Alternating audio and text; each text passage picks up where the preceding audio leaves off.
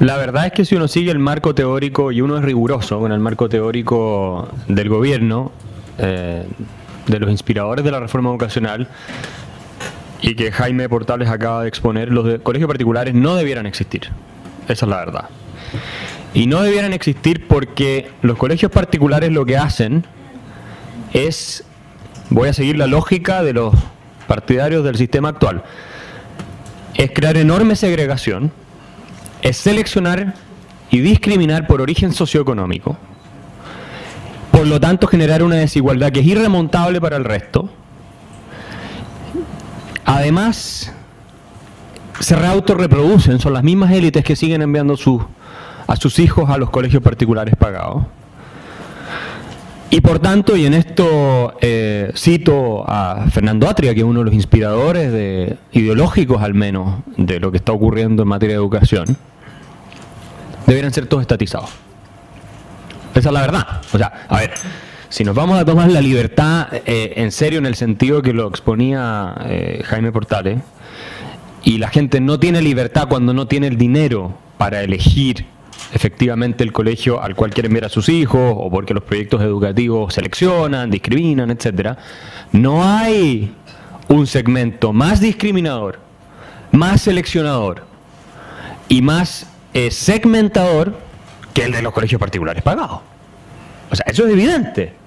Entonces, si somos consecuentes con una filosofía de la igualdad, ¿no es cierto?, entendida como además empoderar a las familias para que puedan enviar a sus hijos a los colegios que quieren, eliminemos los colegios particulares pagados.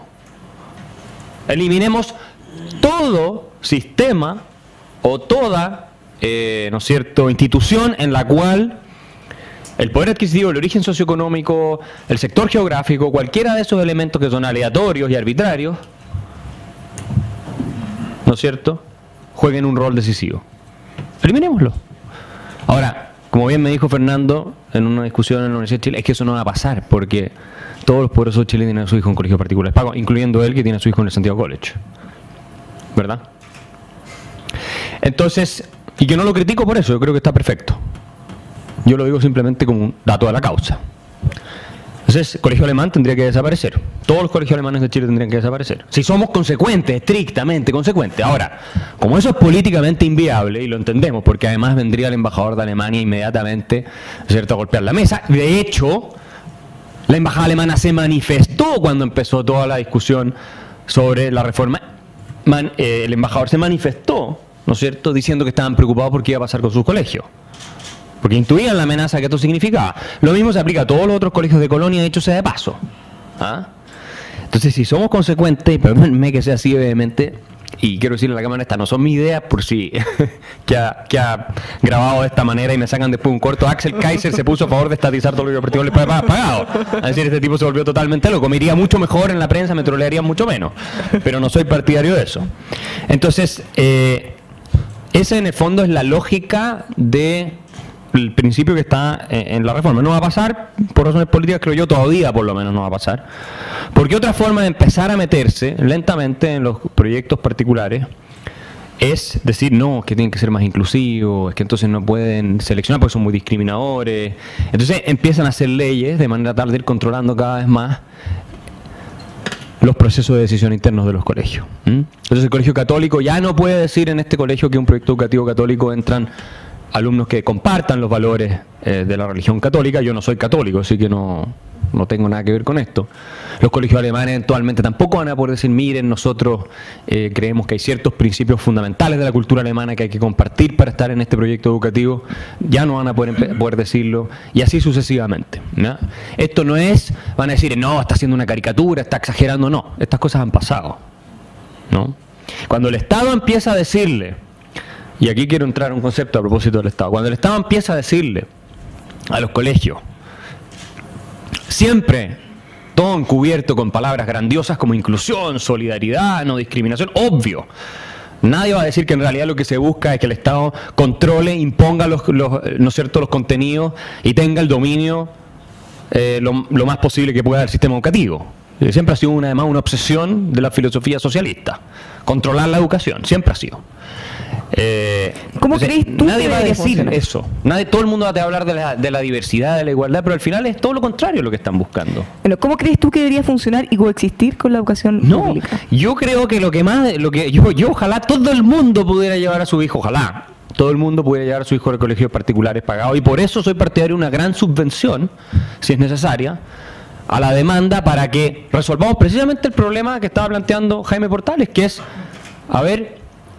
es que como hay gente que no tiene los recursos, entonces no tiene la libertad para mandar a su hijo a los colegios que quiere, y por lo tanto el Estado, al concentrar todo eso, eliminar el problema de los recursos, incrementa la libertad de las personas, cuando en realidad lo que está haciendo es destruir la libertad de elegir de los padres. Es una transmutación del concepto de libertad, una perversión del concepto de libertad impresionante. Si de verdad faltan los recursos, aumentemos entonces la subvención. Y listo, y que los padres vayan y elijan el colegio que quieren en un régimen donde también hay algo de competencia entre los colegios, que es sano. Los suecos lo hicieron así. En Suecia una buena parte de los alumnos van a colegios digamos, que incluso son con fines de lucro, particulares. Y si los colegios públicos que compiten con los particulares son malos, se cierran los colegios públicos, que es lo que decía Jaime. ¿Ah? Ahora, esta es una discusión técnica, por eso digo, es ideológica en parte, pero también es técnica. ¿Qué sistema funciona mejor? Funciona mejor un sistema donde el Estado... ¿Y qué es el Estado? ¿Qué es el Estado? Yo les pregunto a ustedes. Esta cosa divina que pensaba Hegel, ¿no es cierto?, que fue el profesor Heidelberg donde yo hice mi doctorado. La consumación de la moralidad sobre la tierra. No, el Estado son personas de carne y hueso. Son funcionarios públicos, son políticos. Son los políticos que hoy día tienen, ¿no es cierto?, poca aprobación en todas las encuestas. Jaime tiene alta aprobación, pero el resto tiene muy poca. ¿Ya? El Estado son funcionarios públicos que se caracterizan por ineficientes, ¿verdad? Se caracterizan, no todos son así, pero se caracterizan en general el Estado por ser ineficiente, por ser despilfarrador y bastante corrupto. Y a ellos les queremos dar, no son capaces de repartir condones que funcionan, a ellos les queremos dar el control del sistema educativo en Chile. A mí me parece, perdónenme que sea tan enérgico, pero es que yo lo encuentro delirante. Delirante. ¿Y saben qué? Voy a aplicar la máxima del ministro Arenas, y con esto termino.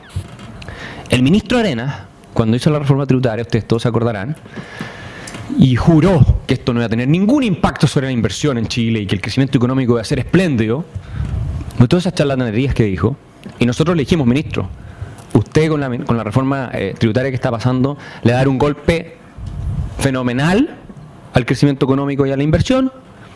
El ministro Arenas, ¿qué nos contestó el ministro Arenas? Júzguenme por los resultados, dijo. Ahí están los resultados.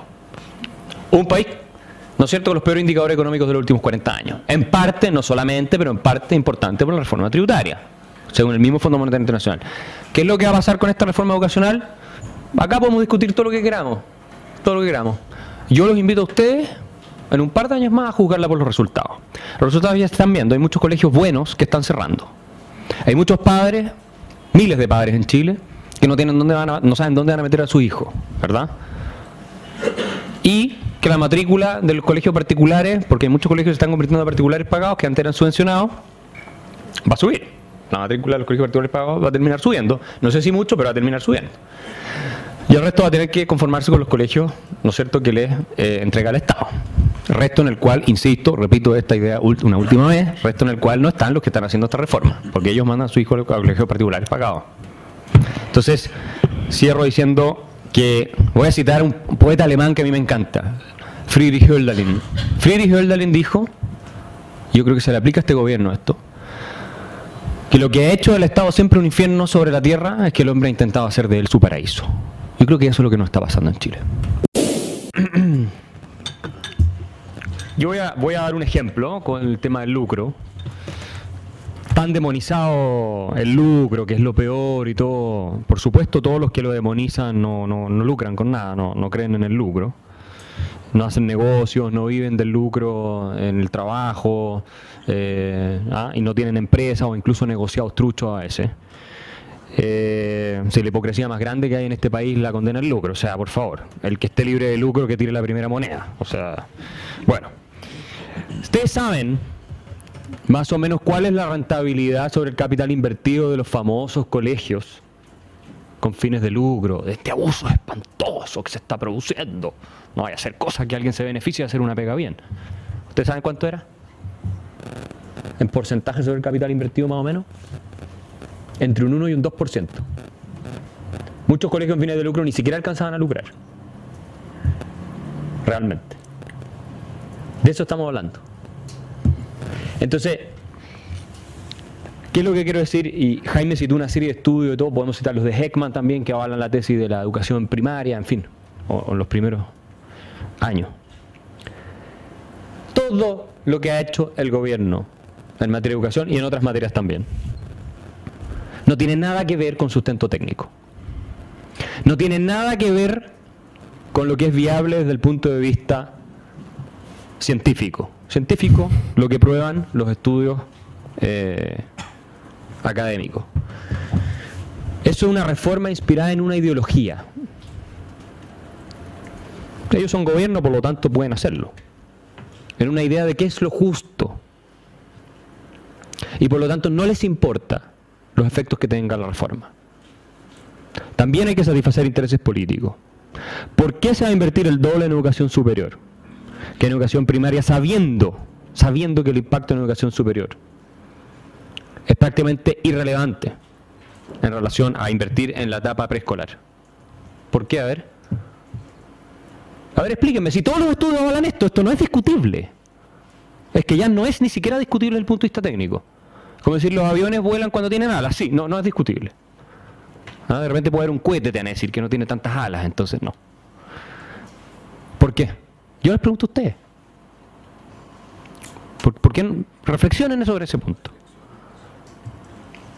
Las guaguas no votan, no van a las marchas, no se encapuchan, no se toman universidades, no son grupos de presión político, no están infiltrados por el Partido Comunista, que está en el gobierno, y que según la misma presidenta Bachelet, en una carta que le envía al partido, ha sido fundamental en el proyecto de reforma, y todo el mundo lo sabe que ha sido así. Entonces, estas son reformas ideológicas. Lo que decía Jaime, cuando le preguntó 100 veces al ministro Izaguirre, muéstrame su sustento técnico, y no dio ni un solo ejemplo. Ni uno solo. ¿Qué les dice eso? Cuando al ministro Arena la reforma tributaria, este ha sido el sello del gobierno, se le preguntó, por economistas de la concertación incluso, a ver, ministro, muéstrenos los estudios sobre el posible impacto de la reforma tributaria. No tenía ninguno. Ningún estudio. ¿Así se conduce un país? ¿Así se pretende sacar adelante un sistema educativo, un sistema impositivo? La música de fondo no combina con mis palabras, pero bueno. ¿Es esa la manera? ¿Así fue como gobernó la concertación? La concertación no gobernó así. La concertación gobernó los años anteriores, las décadas anteriores. Uno podrá haber estado en desacuerdo con cosas, pero en realidad la evidencia formó parte importante de los gobiernos de la concertación, en la discusión técnica. Había diferencias filosóficas, sí, pero se podía más o menos conversar. Porque la evidencia y la discusión técnica tenían un lugar. Hoy día es puro ideologismo. Puro ideologismo. Entonces, por eso se desespera Jaime en las comisiones de educación. ¿Ah? Y tu postura es moderada en relación a lo que plantean muchos que están en la misma discusión. Podríamos incluso encontrar puntos de acuerdo. Pero el tema es que esto es lo que yo quiero que quede claro. Están arruinando el sistema educativo en Chile. No es que era extraordinario, pero lo están arruinando. Lo van a empeorar. Va a ser un Transantiago educacional esta reforma. En educación superior va a ser la misma cosa. El tiempo dirá quién tenía razón. A mí me parece que así va a ser, porque no tiene ningún sustento técnico real. ¿Ah? Y me parece a mí interesante cuando ponen los casos de países extranjeros, porque siempre les ponen lo que les conviene. Supongan ustedes en Canadá, se sacó una norma en materia de emprendimiento, de libre empresa y todo eso, que dispone que cada nueva regulación que afecta a las empresas tiene que derogarse una regulación ya existente. El famoso red tape, como dicen los americanos. ¿Por qué no copiamos eso de Canadá? ¿O por qué No seguimos en Holanda, que tiene un sistema de capitalización, que introdujo un sistema de capitalización individual y cerramos la discusión. Decimos, no, es que en Holanda también hay un sistema de capitalización individual, entonces ¿para qué vamos a cambiar el nuestro? ¿Por qué no decimos el caso sueco, que les encanta cuando se trata de aplicar impuestos? Miren los impuestos en Suecia, por eso Suecia es un país tan desarrollado. Pero resulta que Suecia tiene un sistema, ¿no es cierto?, en el cual existen colegios con fines de lucro que compiten con los demás. Entonces, claro, vamos tomando el ejemplo de aquí, vamos tomando el ejemplo de allá, pero que va acomodándose a una cierta visión ideológica.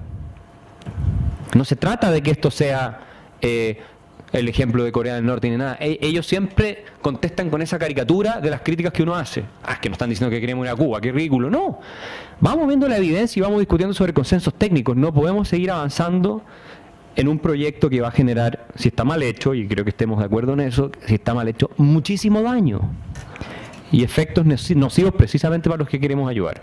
Por eso yo dejaría de lado el ideologismo que este gobierno ha llevado adelante en su proyecto, o ha fundado su proyecto sobre ese ideologismo, y trataría de volver un poco a la discusión más aterrizada, porque además es una discusión mucho más serena.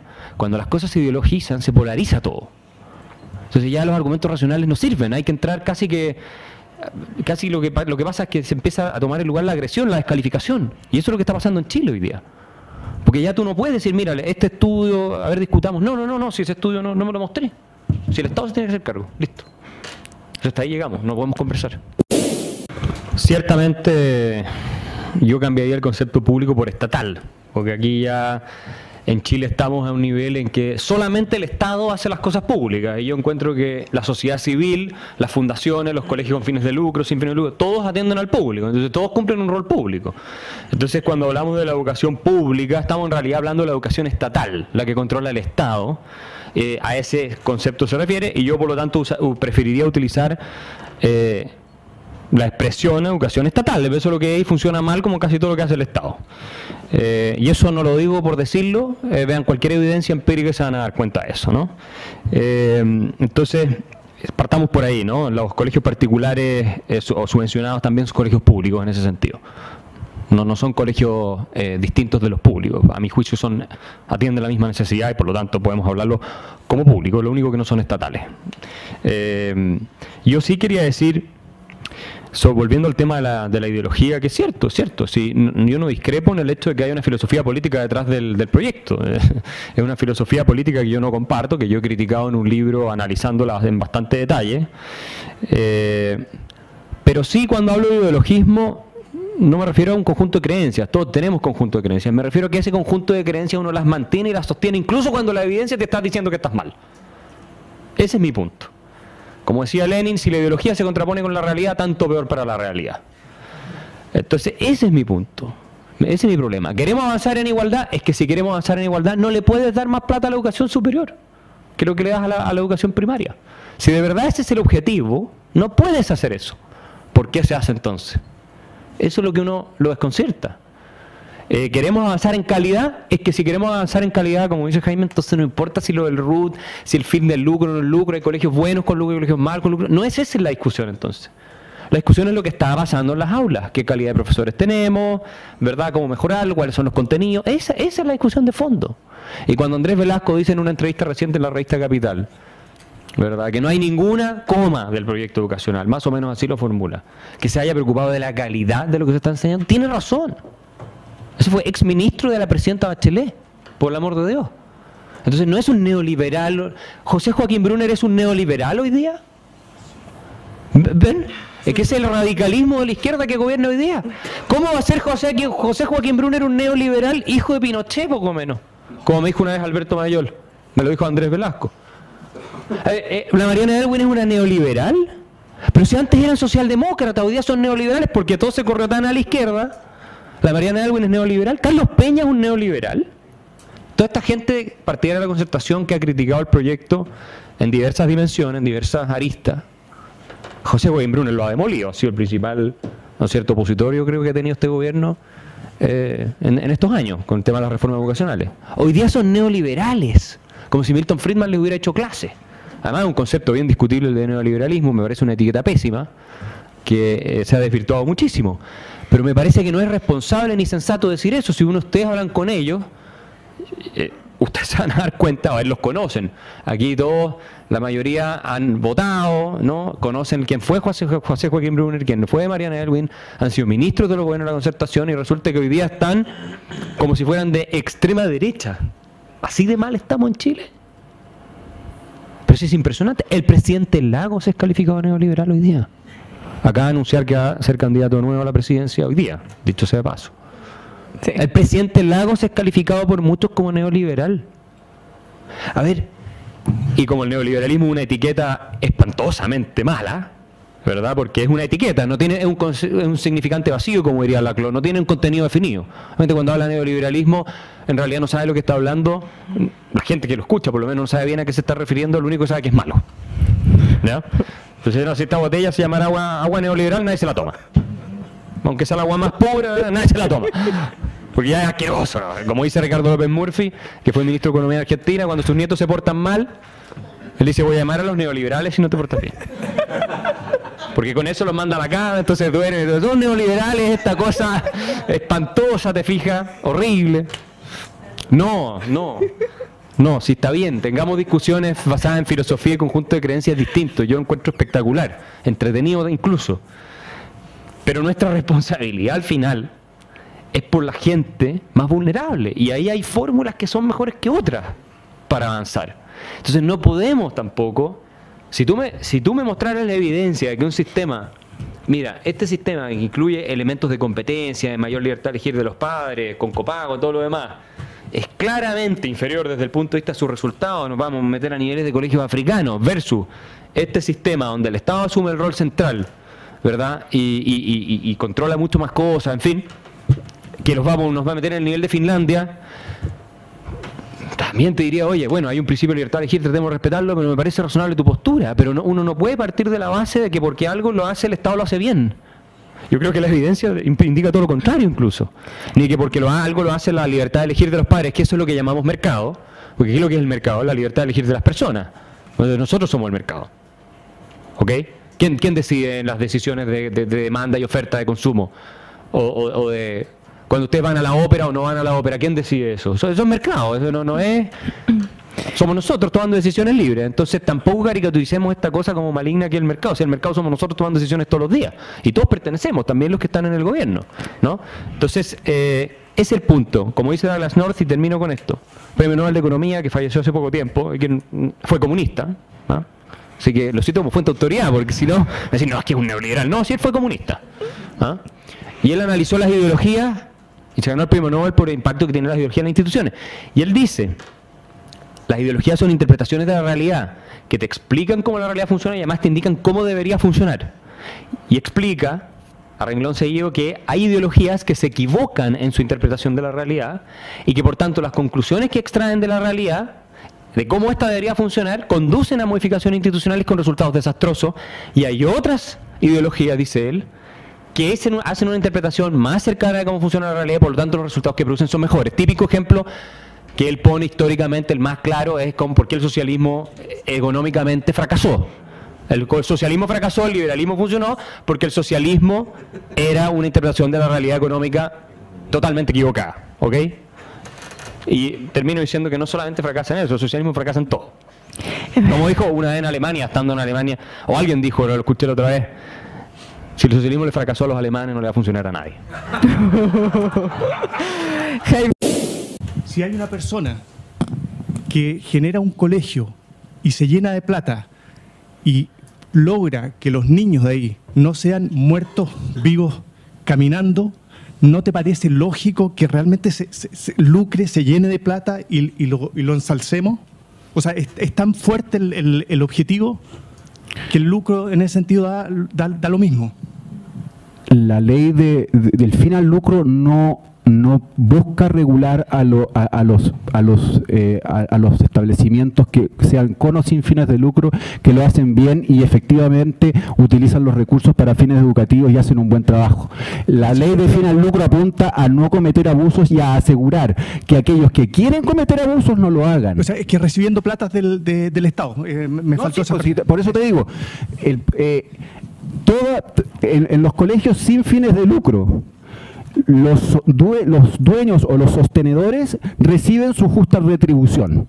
No trabajan gratis. Nadie trabaja gratis en un establecimiento sin fines de lucro. El punto está, y la ley de fin al lucro lo que hace no es regular a los con fines de lucro que lo hicieron bien y que efectivamente siempre gastaron en la educación de los estudiantes. Lo hace para aquellos que lo hicieron porque estaban cometiendo abuso del dinero. Es que, o sea, uno legisla para todos, no legisla para los casos, para las buenas prácticas.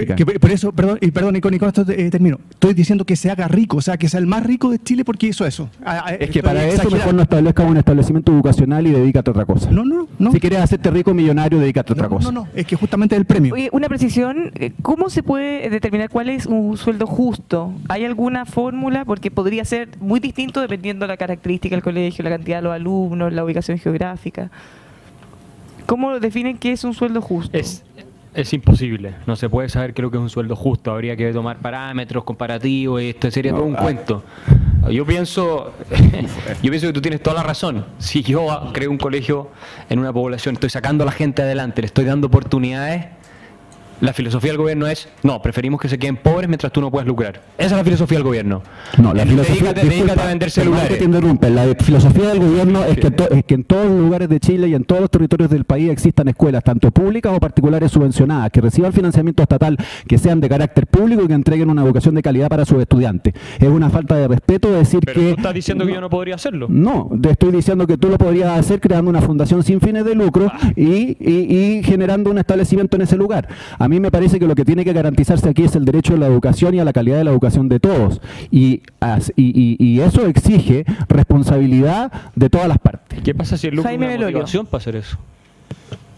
El lucro en educación, el lucro no puede ser una motivación. La motivación en educación tiene que ser el deseo de que los estudiantes, todas y todos los estudiantes aprendan. Ahora, esto tiene que recibir una justa retribución y un sueldo acorde al cargo, por supuesto que sí. Por supuesto que sí. Ahora, pero el lucro, en el sentido, el lucro es que yo de las ganancias que tengo lo uso para fines personales y para otros fines que no son los educativos. Me parece que en el caso de la educación, donde hay que garantizar un derecho a la educación y donde estamos hablando de recursos públicos comprometidos, eso no puede ir al lucro. Por supuesto que no. Mis consideraciones finales, básicamente quisiera hacerle una pregunta a Jaime Portales, que acaba de hablar. Me quedó claro que Jaime no aprueba el lucro y el gobierno no aprueba el lucro en colegios en los cuales están involucrados recursos públicos, aun cuando los colegios funcionen bien y estén sacando a los alumnos adelante. Y eso es la razón por la cual la ley prohíbe el lucro en todos los colegios, los que funcionan bien y los que no funcionan bien también. Y ahí tenemos una diferencia filosófica de fondo que no tiene solución, básicamente. Pero me sorprendió, y tal vez no me quedó claro, tu reflexión sobre las tomas. Tú dices un recurso de última ratio, por decirlo de alguna manera. Pero eso significa que ¿hay circunstancias bajo las cuales, a tu juicio, las tomas son legítimas o nunca son legítimas las tomas? Que es el uso de la fuerza, de las vías de hecho, rompiendo la ley para llevar a cabo una propuesta política o de reforma o lo que sea. ¿Hay circunstancias bajo las cuales tú la encuentras legítimas las tomas o nunca son legítimas las tomas? Bueno, respetando, por supuesto, la posición de Jaime, que en este caso le tocó estar en minoría y hay que reconocerle y agradecerle que esté dispuesto a conversar con nosotros. Sin perjuicio de eso, a mí me parece, tengo que decirlo, muy ilustrativo cuando él, que también es funcionario del gobierno, nos dice que el lucro tiene que estar prohibido, ¿verdad? Porque es algo ilegítimo cuando hay recursos públicos involucrados, incluso si un colegio funciona bien, pero que en ciertas circunstancias y con ciertos matices y todo, algo que es una toma, que es la violación flagrante del Estado de Derecho, de los derechos fundamentales de las personas a poder educarse y todo lo demás, eso sí puede estar permitido. Y digo esto porque me parece que la tónica del gobierno ha ido en esa dirección y se les ha salido de control. Porque es muy difícil decir, mira, la toma hasta aquí sí, pero pasado para allá no. Una vez que tú legitimas ese principio, ya no tienes cómo controlarlo. Y creo que el gobierno en este minuto tiene problemas, porque se le ha salido de las manos este asunto. Me esperaría de este gobierno, los que sigan, no sabemos quién va a venir, pero que haya una posición súper clara, definida y unívoca en el sentido de que no puede haber una violación de los derechos fundamentales de los alumnos a estudiar y los establecimientos a funcionar bajo ninguna circunstancia. Miren, para eso existen mecanismos institucionales para representar las inquietudes, para representar los intereses y las críticas que pueden haber. Cuando nos salimos del cauce institucional y vamos a las vías de hecho, no digo que sea una realidad que ocurre, es una realidad que ocurre, pero vamos a las vías de hecho, es cuando empieza a colapsar la democracia representativa y el Estado de Derecho. Entonces al final dejemos que gobierne la calle, entonces cerremos el Parlamento, como dice Jaime, que la calle gobierne y que cualquiera de estos encapuchados al día de mañana arme una asamblea y nos imponga todo lo que tenemos que hacer. Ese es el principio, estoy exagerando, pero ese es el principio por el cual estamos avanzando, es muy peligroso y no es responsable hacer eso. Entonces, yo quisiera terminar diciendo, obviamente, yo soy contrario a toda manifestación que viole los derechos de terceros.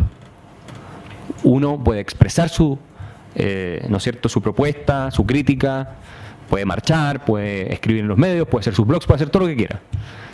Pero lo que no puede hacer es, al expresar su opinión, que es un derecho fundamental también, expresar su opinión, aplastar los derechos de otros. Porque ahí está colapsando el Estado de Derecho, está colapsando la democracia representativa. Ahí estamos entrando en otro juego, el juego donde los encapuchados, como ayer, sacan, amenazando físicamente al rector de una universidad, prácticamente a patadas para afuera después de haberlo secuestrado 2 horas. En eso estamos en Chile hoy día. Y el gobierno, me parece a mí, en aras, ¿no es cierto?, de preservar el Estado de Derecho y el orden, que es muy importante, tiene que tener un mensaje claro, categórico y sin ambigüedades en esta materia. Creo que algunos, por lo menos que lo apoyaron originalmente, sí lo han tenido. Pero no podemos seguir avanzando en un país donde el que se toma las cosas, el que las rompe, aunque en eso Jaime fue muy claro, que no lo aprueba, pero en el fondo estamos avanzando para allá. El que se rompe, el que para, el que paraliza, el que se toma esto, el que se toma lo otro, es el que termina teniendo la razón y el gobierno le va a dar el beneficio que quiere para que deje de seguir haciendo ese tipo de desorden y desaguisado. Y con eso lo único que se genera es el incentivo para que haya más de lo mismo. Entonces, esa sería mi reflexión final y una vez más le agradezco a Jaime por haber discutido con nosotros. Siempre es muy interesante intercambiar puntos de vista en condiciones como las actuales, que está tan polarizado el ambiente, y también les agradezco a todos ustedes por la atención y especialmente a la Asociación de Colegios Alemanes por la invitación.